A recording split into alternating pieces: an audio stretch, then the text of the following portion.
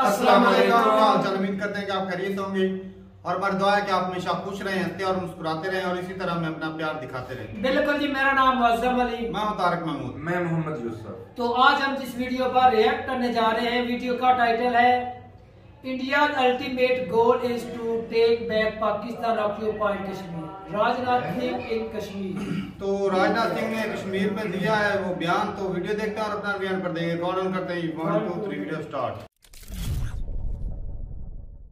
नमस्कार and welcome you to world affairs. मैं हूं प्रशांत धवन और रिसेंटली हमारे देश के रक्षा मंत्री ने कश्मीर श्रीनगर में खड़े होकर ये कहा कि भारत का अल्टीमेट गोल है कि वापस हम पाकिस्तान ऑक्यूपाइड कश्मीर को अपने देश में मर्ज करेंगे। यहाँ पर आप देख पाओगे इन्होंने ये कहा है कि जो काम 5 अगस्त को स्टार्ट हुआ था, जो मिशन 5 अगस्त को स्टार्ट हुआ था, ये ऑफ कोर्स बात कर रहे हैं आर्टिकल 370 के रिमूवल के बारे में।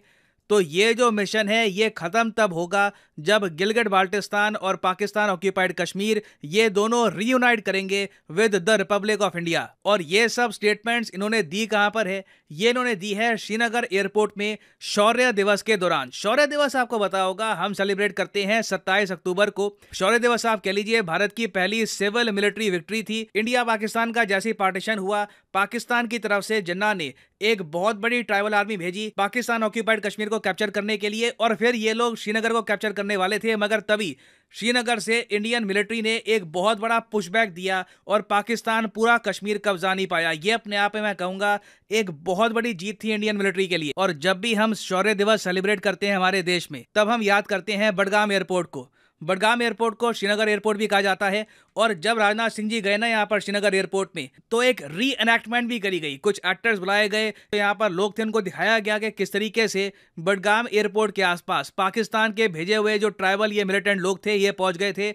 इन्होंने पूरी तैयारी कर ली थी श्रीनगर को कैप्चर करने की। और इंडिया के लिए अच्छी बात यहाँ पर यह हो गई कि महाराजा हरि सिंह जो उस वक्त कश्मीर के रूलर थे, इन्होंने इंडियन गवर्नमेंट को परमिशन दे दी कि आप श्रीनगर एयरपोर्ट में एयरलिफ्ट करके अपने सोल्जर्स यहाँ पर ले आइए। और उसके बाद बडगाम एयरपोर्ट से धीरे धीरे इंडिया ने रिटेलिएशन करनी स्टार्ट करी और पूरा कश्मीर पाकिस्तान से बचा लिया। और एक बार जो ये हिस्टोरिकल एयरपोर्ट है ये मैं आपको दिखाना भी चाहता हूं मैप में ना। यहाँ पर आप देख पाओगे ये राजनाथ सिंह जी हैं, यहाँ पर लिखा है डिफेंस मिनिस्टर सेलिब्रेट्स शौर्य दिवस एट ओल्ड एयरफील्ड श्रीनगर। और यहाँ पे आप देख पाओगे नीचे लिखा हुआ है बडगाम एयरफील्ड में है ये। और ये आपके सामने है ये हिस्टोरिकल एयरपोर्ट। अब इसको कहा जाता है शेख उल आलम इंटरनेशनल एयरपोर्ट, मगर जो उसकी पुरानी एयरफील्ड है उसको आज भी कहते हैं बडगाम एयरफील्ड। वैसे ये जो पूरा एयरपोर्ट है ये सिविलियंस के लिए एक टाइम पर ओपन था नहीं।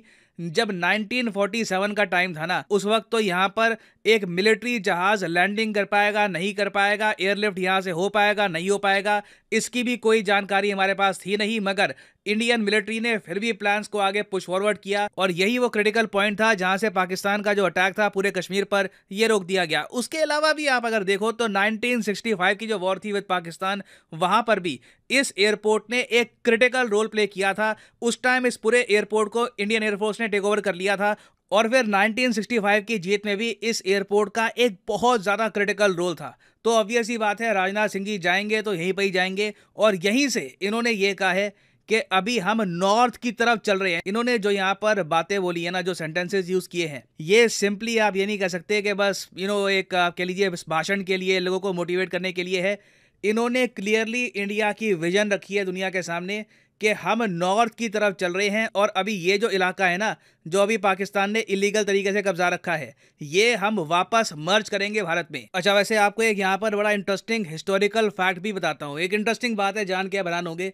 जब जिन्ना ने ऑर्डर दे दिए अपने जो भी ट्राइबल इनकी मिलिट्री थी कि जाकर कश्मीर कब्जा लो इन लोगों को, ये लोग ऑब्वियसली कोई ट्रेन मिलिट्री का पार्ट थे नहीं। ये लोग जब रास्ते में जा रहे थे तो काफ़ी बार आम कश्मीरियों को इन लोगों ने मारा, बहुत लूटमार करी और इवेंचुअली इंडियन आर्मी ने ये पाकिस्तान के जो ट्राइबल ये मिलिटेंट थे इनको रोक दिया। मगर आप सोच कर देखिए कि जिन्ना ने, पाकिस्तान ने इन लोगों को इंडिया पे अटैक करने के लिए भेज दिया एक ऐसे टाइम पर जब इंडिया लगातार पाकिस्तान को ना कुछ पेमेंट कर रहा था ताकि Pakistan as a country establish हो पाए। और ये वो टाइम भी था जब reserve bank of India reserve bank of Pakistan भी हुआ करता था। मतलब उस वक्त पाकिस्तान का कोई सेंट्रल बैंक था नहीं, तो रिजर्व बैंक ऑफ इंडिया 1948 तक, जी हाँ, जून 1948 तक पाकिस्तान का भी सेंट्रल बैंक रहा। तो मुझे कई बार ये थिंकिंग समझ नहीं आती। मैं काफ़ी बातें हिस्टोरिकली, जियोपॉलिटिकली आपको समझाने की कोशिश करता हूँ, मगर कुछ चीज़ें हैं, कुछ थिंकिंग है, मैं समझ नहीं पाता। ये आपके लिए सनक ही है कि आप अभी भी एक पार्टीशन के प्रोसेस को कंप्लीट कर रहे हैं, तभी पाकिस्तान ने बीच में ये अटैक कर दिया। It was very shocking. और मैं यहाँ पे यही कहूँगा कि राजनाथ सिंह जी ने जो यहाँ पर भेजा है एक डायरेक्ट मैसेज कि वी आर वॉकिंग नॉर्थ, हम नॉर्थ की तरफ चल रहे हैं और हम गिलगिट बाल्टिस्तान और पीओके को हम बिल्कुल रीच कर लेंगे। ये बहुत इंपॉर्टेंट है। और साथ में इन्होंने ये भी मैंशन किया कि हम 1994 का जो रेजोल्यूशन है उसके हिसाब से काम करेंगे। 1993-1994 में क्या हुआ था कि लगातार पाकिस्तान की तरफ से जो मिलिटेंट एक्टिविटी थी कश्मीर में, ये बहुत ज़्यादा बढ़ गई। उसके अलावा इंटरनेशनल स्टेज पर भी पाकिस्तान ने बार बार कश्मीर का इशू रेस करने की कोशिश करी।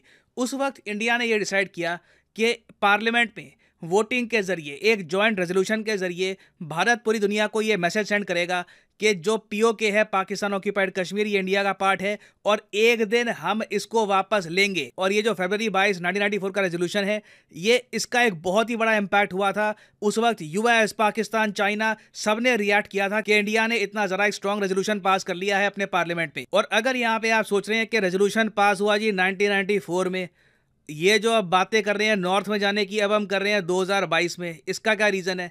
देखिए, आप लाइफ में जब भी कोई बड़ा कदम लेते हैं, आप समय को देख के लेते हैं। आपको समय की इज्जत करनी होगी। Timing is everything. क्रिकेट में भी आप अगर देखोगे तो बल्ला तो हर कोई घुमा लेता है, टाइमिंग मेन चीज होती है कि आप क्या बॉल को टाइम कर पाते हो। जो टाइम कर पाता है बॉल को, वही रन स्कोर करता है। और आज के समय आप अगर देखो तो पाकिस्तान फाइनेंशियली बहुत वीक हो चुका है। उसके अलावा अब हम ये भी देख रहे हैं कि पाकिस्तान में जो बातचीत हो रही थी सिविल वॉर को लेकर, ये फाइनली रियल भी हो सकती है। इसके बारे में मैंने आपको बताया था कि इवेंचुअली क्या होगा कि प्रो पाकिस्तान के लोग और उसके अलावा प्रो आर्मी, प्रो आईएसआई लोग पाकिस्तान में भिड़ जाएंगे एक टाइम पर। अभी रिसेंटली देखा गया कि पाकिस्तान के former prime minister Imran Khan, जो आज भी बहुत ही बड़ी फॉलोइंग एंजॉय करते हैं पाकिस्तान में, इन्होंने खुलकर पाकिस्तान के आईएसआई के डीजी को धमकी दी। मैं चाहता हूं ये जो वीडियो है ये आप देखिए। डीजी आईएसआई, कान खोल के सुन लो मेरे। मैं जो चीजें जानता हूं, मैं अपने मुल्क की खातिर, अपने इदारों की खातिर मैं चुप हूं, मैं बोलता नहीं हूं। मैंने कभी भी किसी फंक्शनिंग कंट्री में ये नहीं देखा कि कोई फॉर्मर प्राइम मिनिस्टर अपने देश की जो इंटेलिजेंस एजेंसी है उसके डीजी को इस तरीके से धमका रहा हो और ये कह रहा हो कि तुम्हारे बारे में मुझे बहुत सारी बातें पता हैं, मैं खुल के बोल नहीं रहा। तो देखिए, इंटरनली पाकिस्तान बहुत ज़्यादा कमज़ोर हो रहा है, इवेंचुअली होता रहेगा कमज़ोर। डिविजन्स अंदर इनके बहुत ज़्यादा बढ़ रहे हैं और पाकिस्तान ऑक्यूपाइड कश्मीर में बहुत से लोग हैं जो डेवलपमेंट को लेकर, ग्रोथ को लेकर सेटिस्फाइड नहीं है। आज नहीं तो कल ये भारत के साथ मर्ज करना चाहेंगे एक बेहतर भविष्य के लिए। और ये बात भी मेंशन करी है राजनाथ सिंह जी ने। और अगर यहाँ पे आप ये पूछ रहे हैं कि मेजर बेनिफिट क्या होगा भारत को अगर हम पाकिस्तान ऑक्यूपाइड कश्मीर को पार्ट बनाते हैं भारत का, देखिए मेरे हिसाब से सबसे बड़ा बेनिफिट हमको ये होने वाला है कि फाइनली हम लोग डायरेक्ट गैस पाइपलाइन इंडिया से कनेक्ट कर पाएंगे। आपने काफी बार तापी के बारे में सुना होगा, तुर्कमेनिस्तान अफगानिस्तान पाकिस्तान पाइपलाइन। ये पाइपलाइन तुर्कमेनिस्तान अफगानिस्तान पाकिस्तान में बननी थी, फिर इंडिया में पहुंचनी थी। अभी तक ये पाइपलाइन बन नहीं पाई। और मैं आपको बता दूं कि भविष्य में अगर हमको कोल का एक ऑल्टरनेटिव चाहिए, अगर हमको कोल के अलावा कोई और एनर्जी सोर्स चाहिए, तो हमको फोकस करना होगा नेचुरल गैस की तरफ। तो सिंस तापी पाइपलाइन बन नहीं रही, इवेंचुअली हमको क्या करना होगा कि पाकिस्तान ऑक्यूपाइड कश्मीर के थ्रू यहाँ से सीधा ना हमको वखान कॉरिडोर यहाँ पे ये क्रॉस करके तजिकिस्तान से डायरेक्टली एक पाइपलाइन बिल्ड करनी होगी जो पूरे देश को एनर्जी देगी। ये इकोनॉमिकली भारत के लिए बहुत ही इंपॉर्टेंट है। ये क्वेश्चन अब सिर्फ हमारी इंटेग्रिटी, स्वाभिमान का, हिस्ट्री का नहीं रहा। इकोनॉमिकली भी मैं आपको बता दूं कि इन द फ्यूचर इंडिया को पीओके चाहिए होगा, क्योंकि क्लियरली पाकिस्तान के थ्रू कोई भी पाइपलाइन हमारे पास नहीं आने वाली और बिना गैस पाइपलाइन के भविष्य में इंडिया ज़्यादा कुछ तरक्की कर नहीं पाएगा क्लाइमेट चेंज के इशू को लेकर और इवन इंडिया की डेवलपमेंट के इशू को लेकर। और इसलिए आप देख रहे हैं कि हमारे रक्षा मंत्री इस टाइप की जो डायरेक्ट स्टेटमेंट्स हैं ये दे रहे हैं पाकिस्तान के बारे में, और ये स्टेटमेंट्स बढ़ती जाएंगी। आप देखोगे जैसे जैसे साल बीतेंगे, मेक इन इंडिया डिफेंस और स्ट्रांग होगा। Eventually we will walk to north. याद रखिएगा, हमको इवेंचुअली हमारे कंट्री का मेन गोल है, हमें नॉर्थ की तरफ आगे बढ़ना है। सो इसी नोट के साथ ये है वीडियो का अंत। Thank you for listening and as always God bless you all.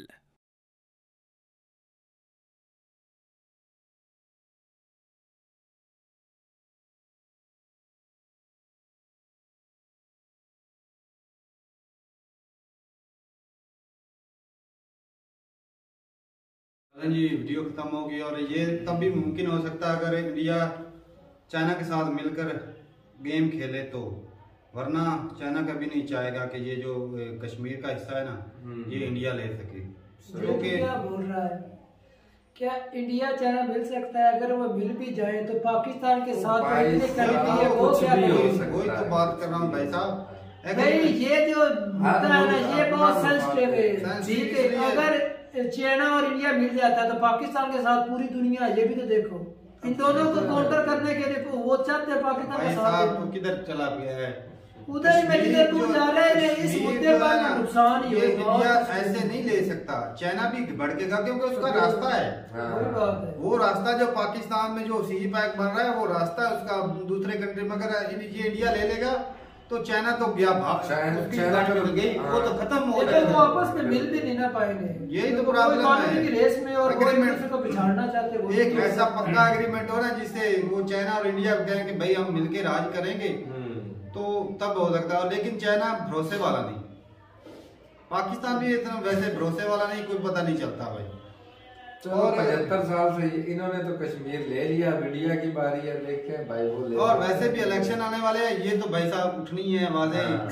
पहले हम चूरन पे लगे थे, कोई नहीं, आप भी लग रहे हो, वो भी लग जाए, लगे रहो, कोई बात नहीं, इससे कुछ नहीं होने वाला। ये जो बयानबाजी है ना, ये अच्छा, ये बयान मैंने से ना अगर ये स्टेप लेते भी हैं तो इनको इससे ना बैर वाली कंट्री को ज्यादा फायदा होने वाला है। वो तो पहले चाहते हैं इंडिया जो तरक्की कर रहा है वो क्यों कर रहा है, उसकी तरक्की किसी न किसी तरीके रोकी जाए, और वो इस मुद्दे पर आगे इनकी रुकेगी। अगर कश्मीर लेना कोई इतना आसान है? ये ऐसे बोल रहे हैं जैसे भी कश्मीर आसान तो नहीं है, लेकिन नुकसान तो होगा ना। अच्छा, हम बैठे हैं या हमारे जो फॉलोवर है उधर इंडिया के अंदर, कश्मीर के अंदर नहीं है, उनको कुछ फर्क नहीं पड़ा, उसको सिर्फ महंगाई देखनी पड़ेगी, बाकी जो भुगतेंगे वो कश्मीरी लोग। सियासी बयान है, सियासी बयान नहीं। अगर कल को ये इशू होता भी है, इशू होता है तो इंडिया की तरक्की रुकेगी, जंग लगेगी।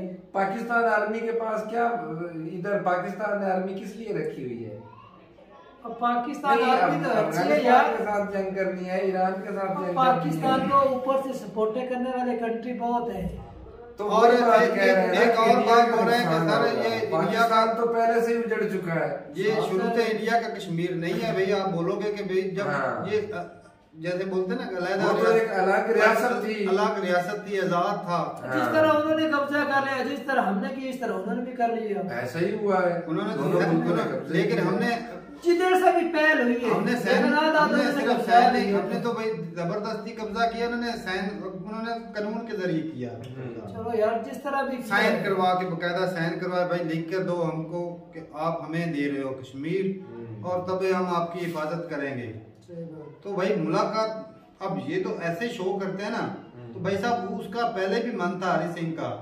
अच्छा, लेकिन इंडिया के साथ मिलने के, हाँ, तभी तो कैद ने बोला था मिलने के लिए। मेजॉरिटी के साथ देखा जाए तो वो तो पाकिस्तान के हिस्से में आ रहा था। हरि सिंह ने मना कर दिया था और इंडिया के साथ मुलाकात चल रही थी, इसीलिए ये हमला करवाया। तो कैद को डर था कि अगर ये कश्मीर चला गया हाथ से तो भाई सारे जो रास्ते हैं वो पानी भी बंद हो जाएगा, सारा कुछ बंद हो जाएगा, फिर क्या रहेगा पाकिस्तान के हाथ। लेकिन इंडिया का भी गोल साहब है, वो जो तापी पाइपलाइन वाला इशू है, भी हल हो जाएगा। ये अगर कश्मीर इंडिया को मिल गया ना, अगर ये मिलकर कर ले तो उसपे क्या उनसी हर्ज है? जिस तरह यूरोप ले रहा है रूस से, मिलकर ले रहा तो दोनों को फायदा है। बात है, ये तो कमी है, फायदा है।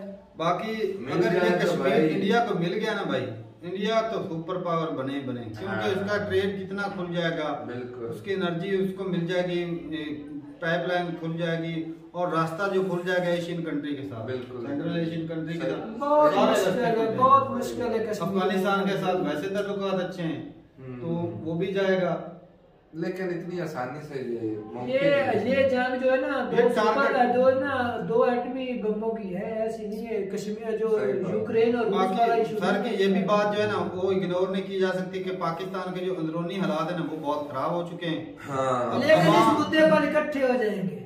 हाँ, हो जाएंगे, ये बात हालात जिस तरह मर्जी है, हो जाएंगे, इन्होंने भी मिल जाना, इकट्ठे हो जाना और बाहर वाली पावरों ने हमारे साथ मिल जाना इंडिया का काउंटर करने के लिए। तरक्की क्यों कर रहा है?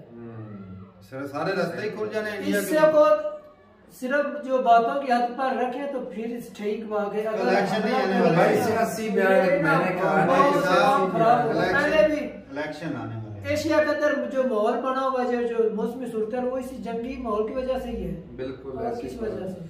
बाकी भाई कश्मीर इतना आसान नहीं है लेना। अगर इंडिया ले लिया तो भाई साहब इंडिया तो बहुत तरक्की कर सकता है, इंडिया के लिए बहुत ज्यादा फायदेमंद है।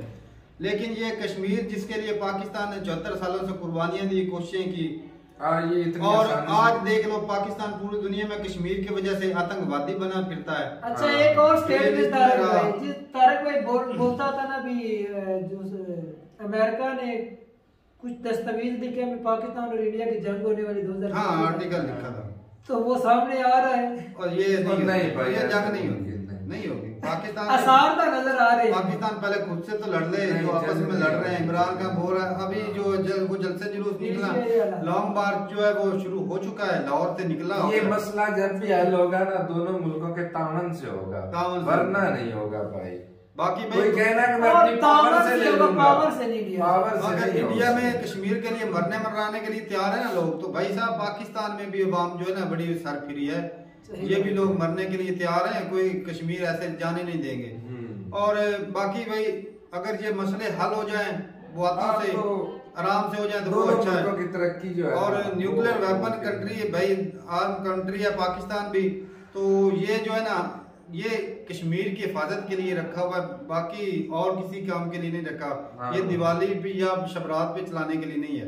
अच्छा इस एशिया के अंदर तारा कोई तरक्की जो रुकी है ना सिर्फ वो कश्मीर की वजह से, पूरे एशिया की रुकी सभी उसी जगह पर। तो इस मसले को एशियन कंट्रीज हल करना है तो तरक्की करेगा पूरा एशिया।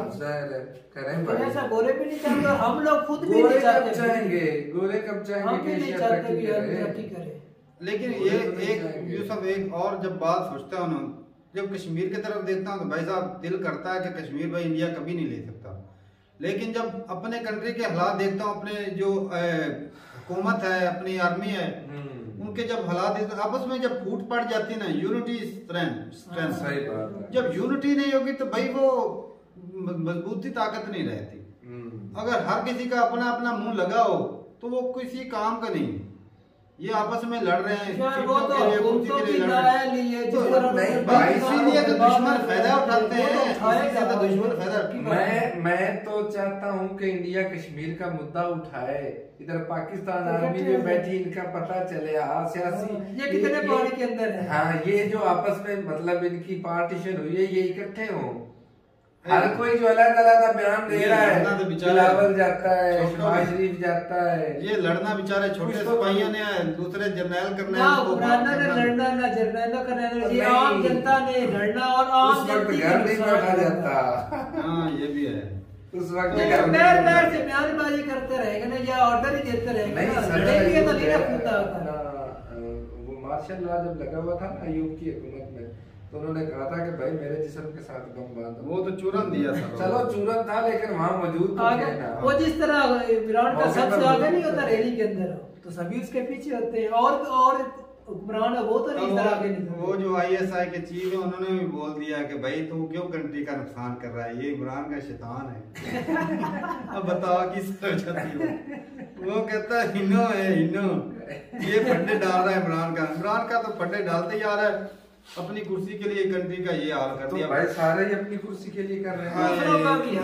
चलो जी ठीक है, अब देखते हैं कि ये टारगेट जो है ना वो बता देते तो भाई चलो अच्छा था कि हमें तब तक कोई पता रहता कि ये टारगेट अगर मिस कर गए तो शायद कश्मीर बन जाए। या एक और हो सकता है, ये जो पाकिस्तान के पास रिजर्व पड़ा है ना उसको खत्म करने के लिए उन्होंने रिश्वत से उड़ा दीजिए और डिफेंस बजट नहीं लगाए डिफेंस के ऊपर। भाई साहब चाइना कभी नहीं चाहेगा, वो कोशिश करेगा। भाई साहब चाइना ने भी बयान दिया था कश्मीर के मामले में मैं हेल्प करूंगा।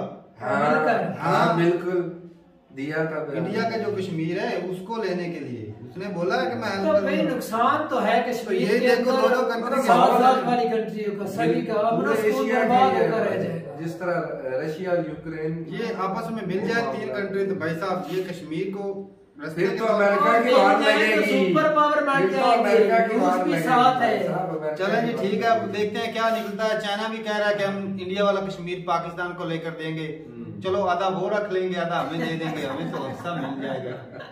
तो पहले भी उनके पास है आधा, तो ठीक है भाई मिलते हैं नई वीडियो के साथ। और हाँ आप बताइएगा कि ये इलेक्शन की वजह से है या फिर ये पक्की लेकिन आप 90% से नहीं बल्कि 100% लोग बोले तो ये तो हम लेकर ही रहेंगे भाई, हम भी लेकर ही रहेंगे कश्मीर जो इंडिया के पास है। हम तो 74-75 साल से और हमारी तो कोशिश है ना, और आपने तो आज तक कोशिश भी नहीं की। हम तो भाई जंगे लड़ चुके। सही बात है, और आधा लिया भी है। ठीक है, तो मिलते नहीं वीडियो के साथ, तब तक के लिए इजाजत दें। अल्लाह हाफिज।